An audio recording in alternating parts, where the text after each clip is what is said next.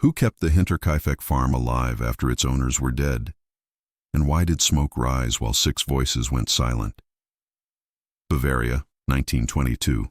A patch of earth between forest and field. The kind of quiet that makes clocks sound like hammers.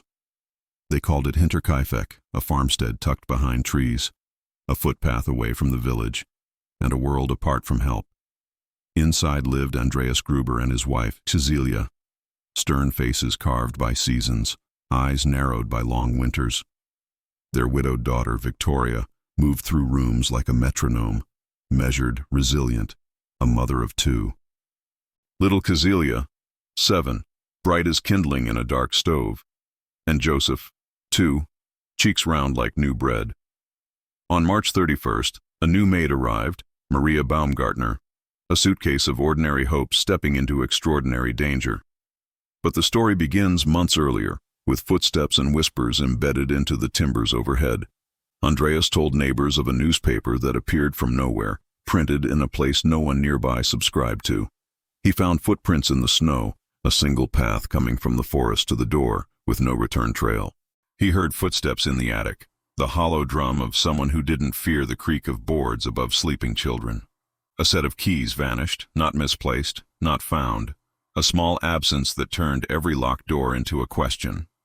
The previous maid had quit, saying the house was haunted, her fear leaving behind a vacancy that echoed. In the village, superstition wears a workman's jacket. Out on the farm, suspicion sleeps in the rafters. March turns its face toward spring, and something else turns toward the Gruber farm, patient, invisible, and hungry for opportunity. On the evening of March 31st, lamps burn, animals murmur in their stalls, and a staged interruption unfolds. Evidence later suggests the adults were drawn to the barn one at a time, each hearing something that pulled them across the yard. Not an alarm, more like a beckoning, a noise convincing enough to step into shadows without answers. In that barn, the night's silence was punctured by iron, swift, heavy, undeniable, a tool reborn as verdict. Back inside the house, the children lay in their beds, the smallest chambers of innocence extinguished without warning. Maria, the new maid, had been there only hours, her fate sealed before she learned which floorboards complained underfoot. Days passed, oddly tidy, unnervingly normal, as if the house refused to admit its own emptiness. The livestock were fed, hooves scraped, the engine of rural routine humming on despite the halted human breath. Meals disappeared from the kitchen, beds were dented by a body that did not belong, smoke drifted from the chimney. Someone stayed at Hinterkaifeck, unhurried and unafraid, tending chores like a disguised confession. On April 4th, the absence became louder than any rumor. Church benches sat empty, school lessons missed their smallest voice. Neighbors came to check, boots soft on mud, eyes hard with worry, and found a farm that greeted them with working order but not words. They searched, they called names, and the barn answered with its stillness, while the house held its breath. Investigators were summoned, but the farm was a magnet for morbid curiosity, and the scene dissolved under busy feet. People moved through the rooms, leaving impressions of concern and boots, while delicate truths fractured under their weight. The bodies were shifted, questions multiplied. The crime scene bent away from clarity like straw in a windstorm.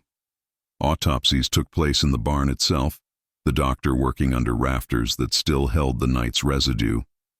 A mattock, the sort of tool used to open earth, was named in quiet certainty as the instrument that ended 6 lives. The heads were removed and sent to Munich, not for forensics alone, but for clairvoyants who stared into darkness for light. No visions came that proved anything, only the human ache for answers expressed through ritual and desperation. War later swallowed the skulls, losing them in archives that burned or were buried by time and upheaval. The money in the house lay untouched, as if the killer weighed it and found it too light beside a heavier purpose. This wasn't robbery. It was something colder, or perhaps something hotter, a motive that could not be counted. Investigators counted suspects, though, more than 100, faces and alibis stacked like hay bales across years. Through 1955, interviews marched on, questions refined, theories tested, and still the center refused to hold. Lorenz Schlittenbauer became a primary suspect, a neighbor tethered by rumor to Victoria, believed by some to be Joseph's father. Motive murmured around him in kitchens and taverns, the way a draft sneaks under doors, persistent and shapeless. But no one was charged, and rumor, without evidence, is only smoke trying to be fire. Decades later, in 1986, a final round of interrogations tried to wring moisture from a dry sponge. The case was officially closed, deemed impossible to solve after time had thinned every thread to a filament. Yet the case refused to rest in the public mind, a door left ajar in a season of storms. So we return to the signs, those prelude puzzles that feel like fingerprints left on air. A newspaper that didn't belong, folded and waiting, as if a stranger needed cover for his presence. Footsteps in the attic, each creak a rehearsal for the night the house would be forced to listen. Missing keys, a pocketed permission slip to come and go, to belong without invitation. The maid who fled, naming a haunting, perhaps sensing that fear is another word for early warning. Consider the patience required to remain after the act, to feed animals, eat from plates, and pass unnoticed. Consider the familiarity, the way a stranger becomes less visible by imitating daily chores with competent hands. If the killer stayed, what else did they learn while waiting, listening to the rhythm of a household they ended? Picture the barn again, not as a trap, but as a stage dressed in straw with timing as choreography. One by one, the adults leave the house, crossing the small expanse of night, separating safety from surprise. No shout, no immediate alarm, just a repeating pattern of trust in a disturbance near the animals. The children remained unaware, a truth that trembles even in whispers, while footsteps circled back to the house. A face might have pressed against a window pane, seeing rooms that felt strangely orderly after such disorder. The new maid's suitcase waited in a corner, coat draped, a short future already concluded. Why stay afterward, unless the killer couldn't leave yet, or wouldn't, or felt entitled to finish the routine? Did they fear being seen on the road, or did they savor the power of normalcy repurposed as camouflage? In the village, stories sprouted like barley, minds milling grief into theories, some born from memory, some from need. Schlittenbauer bore the weight of suspicion, rumor trailing him like a second shadow he could not outwalk. But evidence is the only language the law understands, and evidence here spoke in contradictions and doubt. The investigation staggered, crowded by curiosity, missteps turning sharp lines into smudges that refused to resolve. Decades hardened everything, even the hope of a tidy answer. Time is the most effective accomplice to any mystery. Yet not every silence is empty. Some silences hold outlines of shape, hints of the architect behind the work. What kind of person lingers where they just unmade a family, feeding cows, stoking embers, and waiting through nightfall? Someone comfortable with farm work, or coached by observation, a mimic who knew routines by heart, or could learn fast. Someone who arrived from the forest and refused to retrace their own steps, leaving the snow with a question mark.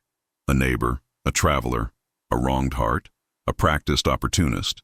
Each possibility fits until it doesn't, and then fits again. The house itself felt complicit, swallowing sounds, holding heat, turning every room into a diary with pages torn out.